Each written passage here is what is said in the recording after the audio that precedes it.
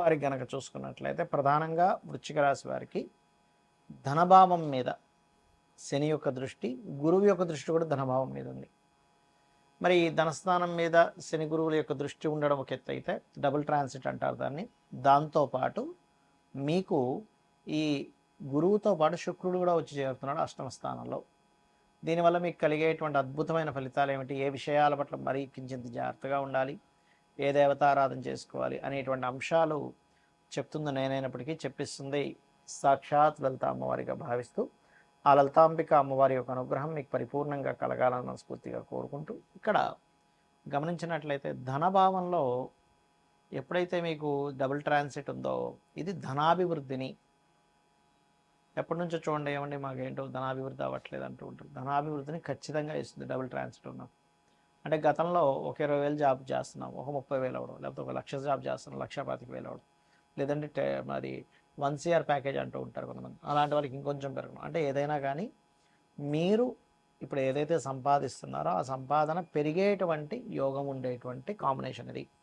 దీన్ని బట్టి ఏంటి, మనకు పెరుగుతుంది అన్నప్పుడు మనం ఏం చేయాలి, చేస్తున్న జాబ్లో కొంత అడగడం, లేకపోతే ఇంకో జాబ్ ఏదైనా కొత్త జాబ్ వస్తే అవకాశాలు వస్తే మనం చూసుకోవడము. లేదా ఒక 25,000-20,000 చేస్తున్నాము, ఒక 2,000 పెరిగినా సరే అది పెరిగినట్టే కదా. ఆ రకంగా ఉద్యోగంలో లేదా వ్యాపారంలో అభివృద్ధి సంబంధించినటువంటి యోగం నడుస్తుంది ప్రస్తుతం మీకు. మరి దీంతోపాటు ఇంకా ఎటువంటి ఫలితాలు ఉంటాయి, మీకు కనుక షేర్ మార్కెట్ మీద పూర్తి అవగాహన ఉంది, మీ జన్మజాతకంలో కూడా షేర్ మార్కెట్ మూలంగా ధనయోగం ఉంది, ఇది ఎలా చూస్తారు? 5వ భావం అంటే ఆలోచన, ఎలాంటి నిర్ణయం ఎప్పుడు తీసుకోవాలనే స్థానాన్ని పంచమ స్థానం అంటారు. 2వ భావం ధనము, అష్టమ స్థానం ఆకస్మికంగా పూర్వజన్మ పుణ్యం బట్టి రావడం, అష్టమం అంటే లాభం, అన్ని రకాల లాభాలు. ఈ 4 అంటే ద్వితీయ, పంచమ, అష్టమ లాభ స్థానాధిపతులు కలిసి ఉన్నా, లేకపోతే ఈ గ్రహాల యొక్క స్థితిగతులు బాగున్నా, ఒక్క నీచభంగ రాజయోగం కానీ ఒక విపరీత రాజయోగం కానీ ఉన్నప్పుడు ఖచ్చితంగా మీకు ఈ యొక్క యోగాన్ని కలిగింపజేస్తుంది. అంటే షేర్ మార్కెట్లో బాగా కలిసి వస్తుంది. ఇదేమీ లేదండి అంటే మాత్రం కేవలం ధనాభివృద్ధి ఉంటుంది, కానీ షేర్ మార్కెట్ జోలికి వెళ్ళకుండా, అనుభవం లేకుండా అనవసరంగా పోగొట్టుకొని కొన్ని కోట్ల మంది బాధపడుతున్నారు. ఇది అదేవిధంగా ఇక్కడ విదేశాలకు వెళ్ళి అక్కడ ఏదైనా పర్మనెంట్ రెసిడెన్స్ అవ్వడానికి PR, గ్రీన్ కార్డ్స్ అంటూ ఉంటారు, లేదా అక్కడ ఏదైనా గృహం కొనుక్కోవడం, వాహనం కొనుక్కోవడం, ఇటువంటివన్నీ కూడా ఉన్నాయి. కాకపోతే పంచమంలో శని ఉన్నందుకు కొన్ని నిర్ణయాలు తీసుకునేటప్పుడు త్వరగా తీసుకోవాల్సిన ఆలస్యం చేయడం, కొంచెం ఆలోచించి తీసుకోవాల్సినవి త్వరగా తీసేసుకొని తొందరపాటు నిర్ణయాలు చేయడం జరుగుతూ ఉంటుంది.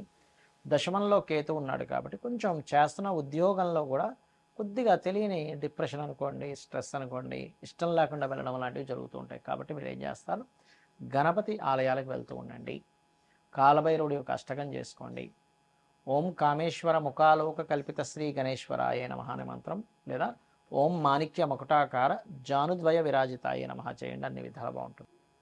ఈ గ్రహాల యొక్క కలయికలు మన జన్మజాతకంలో కూడా ఏర్పడుతుంటాయి. మొత్తం 2 గ్రహాల కలయికలు 35 కాంబినేషన్స్ ఉంటాయి, గుర్తుపెట్టుకోండి. ఇందులో ఫలకృతం ఇచ్చేటువంటి కాంబినేషన్ ఉంటుంది, మధ్యస్థంగా అంటే ఆ యొక్క కాంబినేషన్ మీకు మంచి చేస్తుంది, కొంత ఇబ్బంది ఇస్తుంది, కొన్ని బాగా ఇబ్బందిని ఇచ్చేటువంటివి ఉంటాయి. ఆ 35 కాంబినేషన్స్లో మంచివి ఇచ్చేవి ఎలాగో మనకేం పెద్దగా ఇబ్బంది పడాల్సిన అవసరం లేదు. గురు శుక్రుడు, శుక్రబుధులు, లేకపోతే శని శుక్రులు, రాహువు శుక్రుడు, ఇలా రకరకాల కాంబినేషన్స్ ఉన్నాయి మంచి ఇచ్చేవి. గురువు రవి ఉంటే ఇంట్యూషన్ పెరుగుతుంది, ఆ జీవాత్మ సంయోగం అంటూ ఇలాగా ఉన్నాయి. మరి మీడియంగా ఉండేవి కొన్ని ఉంటాయి, కానీ ఇబ్బంది ఇచ్చేవి కొన్ని ఉంటాయి. అంటే శనికేతు అంటే వాళ్ళకి ఎప్పుడైనా శనికేతు ఎవరికైనా ఉన్నప్పుడు వాళ్ళు ఉద్యోగం చేయకూడదు, గుర్తుపెట్టుకోండి. అది 159 యాక్సెస్లో ఉన్నా, కలిసి ఉన్న 159 యాక్సెస్లో ఉంటే కొంత 75% పనిచేస్తుంది, కలిసి ఉంటే 100% పనిచేస్తుంది. అలాంటప్పుడు వాళ్ళకి దేని ద్వారా ధనయోగం ఉందో చూసుకుని వ్యాపారంలోకి వెళ్ళిపోవడం మంచిది. అది ఎందుకంటే స్వేచ్ఛాయోగం అంటారు శనికేతువుల కలయిక, కాబట్టి వ్యాపారం చేస్తూ ఉండాలి శనికేతువులు ఉంటాయి. కొంతమంది కుజరాహువులు ఉంటారు, విపరీతమైన అగ్రెసివ్, అలాంటి వాళ్ళు మీరు గొడవలకి వెళ్ళకపోతేనే మీరు అభివృద్ధి చెందుతారు, లేకపోతే గొడవ అవుతూ ఉంటుంది ఎప్పుడు కూడా. శని కుజ, ఇది కూడా ఒక మాట తప్పు చేయరు వీళ్ళు, మాట అంటే పడరు. శని కుజులు ఉంటే కూడా అగ్రెసివ్, గొడవ పెట్టేసుకుంటారు. అంటే ఏమీ లేదు, ఒక ఎనర్జీ ఫామ్ అయినప్పుడు ఆ ఎనర్జీ ఫలితం ఇవ్వాలి. ఇప్పుడు మంటలో పెట్రోల్ వేసాం, భగ్గుమని మండుతుంది, వాటర్ వేసాం ఆరిపోతుంది. అంటే కాంబినేషన్స్ ఇది మనకు ఆయుర్వేదంలో కూడా ఉంటుంది, దీన్ని దీంతో కలపచ్చు, లేకపోతే ఈ ఫుడ్తో ఈ ఫుడ్ తినకండి అని చెప్తూ ఉంటారు కదా. అలాగే మనకి కెమికల్ వీటిల్లో కూడా చూడండి కొన్ని కొన్ని కెమికల్ రియాక్షన్స్ జరుగుతూ ఉంటాయి. అంటే ఒకదాన్ని ఇంకో దాంతో కలిపినప్పుడు ఒక రకమైనది వస్తుంది, ఒక దాని నుంచి ఒకటి తీసేసినప్పుడు ఇంకో రకమైనది వస్తుంది. అలాగే గ్రహాలకు కూడా ఇప్పుడు కుజుడు రాహు అనుకోండి, ఇది ఒక సర్పదోషం. మళ్ళీ రవి రాహు అయితే పితృదోషం అంటారు. ఇలా ఏంటంటే ఫస్ట్ మీరు ఎప్పుడైనా సరే జన్మజాతకంలో ఒక 8 బ్యాడ్ కాంబినేషన్స్ ఉంటాయి.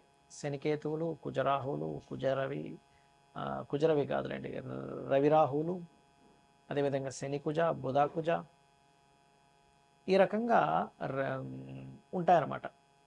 శుక్రకేతువు ధనహీనత యోగం. అయితే ఇందులో మళ్ళీ అమ్మవారిని ఆరాధించిన, లక్ష్మీ గణపతిని ఆరాధించిన మళ్ళీ అద్భుతమైన ధనయోగంగా మారుతుంది. ఇవి ఒక్కొక్క భావంలో ఉంటే ఒక్కొక్క ఫలితాలు ఇస్తాయి. ధనస్థానంలో ఉంటే ధనం మీద ఎఫెక్ట్ చూపిస్తూ ఉంటుంది, సప్తమం మీద ఉంటేనేమో వివాహం మీద చూపిస్తుంటుంది, 12 మీద ఉంటే ఇన్వెస్ట్మెంట్స్ మీద చూపిస్తూ ఉంటుంది, 4 మీద ఉంటే ఒక్కోసారి యాక్సిడెంట్స్ మీద చూపిస్తుంటుంది, లేదా ప్రాపర్టీ మీద చూపిస్తుంటుంది, పంచమంలో ఉంటే ఏమో సంతానం మీద, 7వ భావంలో ఉంటే జీవిత భాగస్వామి మీద, 12లో ఉంటే వివాహ జీవితం మీద, అష్టమంలో ఉంటే యాక్సిడెంట్స్ మీద, భాగ్యంలో ఉంటే తండ్రి గారి ఆలోచన విధానం, తండ్రి గారి యొక్క నేచర్ మీద ఇలా చూపిస్తూ ఉంటుంది. అయితే ఇక్కడ ఈ కాంబినేషన్ ఉన్నంత మాత్రం చేత మనం భయపడ్డాం కాదు, ఆ కాంబినేషన్ ఉన్నటువంటి మహాదశ వచ్చిందా లేదా, ఆ కాంబినేషన్ ఎంత బలంగా ఉంది. ఒక్కోసారి మన గ్రహాలు చూడడానికి రెండో ఒక రాశిలో ఉన్నట్టుంటాయి. ఇదేమో 1 డిగ్రీలో ఉంటుంది, ఏదో 29 డిగ్రీలో ఉంటుంది, అప్పుడు కలవదు అది. ఎందుకంటే చాలా ఎక్కువ డిగ్రీలు ఉంది కాబట్టి మీకు అది కనీసం 10 డిగ్రీల లోపల ఉండాలి. 10 డిగ్రీలు మినిమం ఉంటేనే దాని ప్రభావం ఎక్కువగా ఉంటుంది. లేదా ఒక్కొక్కసారి పక్కపక్క రాశుల్లో ఉన్నట్టు ఉంటాయి, కానీ ఇదొక రాశి అదొక రాశిలో నక్షత్ర సంబంధం ఉంటుంది. అంటే ఉదాహరణకి ధనిష్ట నక్షత్రం, మృగశిర నక్షత్రము, లేకపోతే ఈ కుజ నక్షత్రాలు 2 పాదాలు అందులో 2 పాదాలు ఇందులో ఉంటుంటాయి. లేదా గురు నక్షత్రాలు కూడా పునర్వసు, విశాఖ లేదా పూర్వభద్ర 3 పాదాలు ఒక దాంట్లో ఉంటే 4వ పాదం ఇంకో రాశిలో ఉంటుంది. ఆ రకంగా పాదాలు మారినప్పుడు రవి నక్షత్రాలు కూడా, ఇప్పుడు కృత్తిక ఉంది, కృత్తిక 1వ పాదం మేషంలో ఉంటే 2, 3, 4 పాదాలు వృషభంలో ఉంటుంది. అదేవిధంగా ఉత్తరాషాఢ కూడా ఉంటాయి, 1వ పాదం ఒక దాంట్లో ఉంటే సింహంలో ఉంటే 3 పాదాలు కన్యలో ఉంటాయి. ఉత్తరాషాఢ కూడా 1వ పాదం మకరంలో, ధనస్సులో ఉంటే మకరంలో మరో 3 పాదాలు ఉంటాయి. ఇలా పాద సంబంధం వచ్చిన 10 డిగ్రీల లోపల ఉన్న ఆ మహాదశలు నడుస్తున్నప్పుడు అది ఏ భావంలో ఉందో చూసుకొని దానికి సంబంధించిన మీరు పరిహారం కనుక చేసుకోగలిగితే, అంటే ఏ 2 గ్రహాలు కలిశాయో ఆ 2 గ్రహాలు ఏ పోర్ట్ఫోలియోని యాక్టివ్ చేస్తుందో తెలుసుకోవాలి. ఆ సమయం ఎప్పుడు వస్తుందో తెలుసుకోవాలి. అది మహాదశ, అంతర్దశాలు కొన్నిసార్లు ఎలా ఉంటుందంటే అసలు ఆ దశే రాదు కొన్నిసార్లు. అంటే ఉదాహరణకి ఏ శుక్రకేతువులు కలిసి ఉన్నారనుకోండి, అసలు ఈ అబ్బాయి పుట్టడం, అబ్బాయి కృత్తికలోనో రోహిణిలోనో పుట్టాడు, ఆయన కేతు మహాదశ రావాలంటే దాదాపుగా 110 సంవత్సరాలు పడుతుంది. ఎప్పుడు ఆ 110 సంవత్సరాలు అప్పుడు వస్తే ఏంటి, రాకపోతే ఏంటి. మనకి ఏ దశలైనా 70-80 సంవత్సరాల వరకే గుర్తుపెట్టుకోండి. 70-80 తర్వాత అన్నీ కూడా కర్మ సంబంధించినవి నడుస్తూ ఉంటాయి.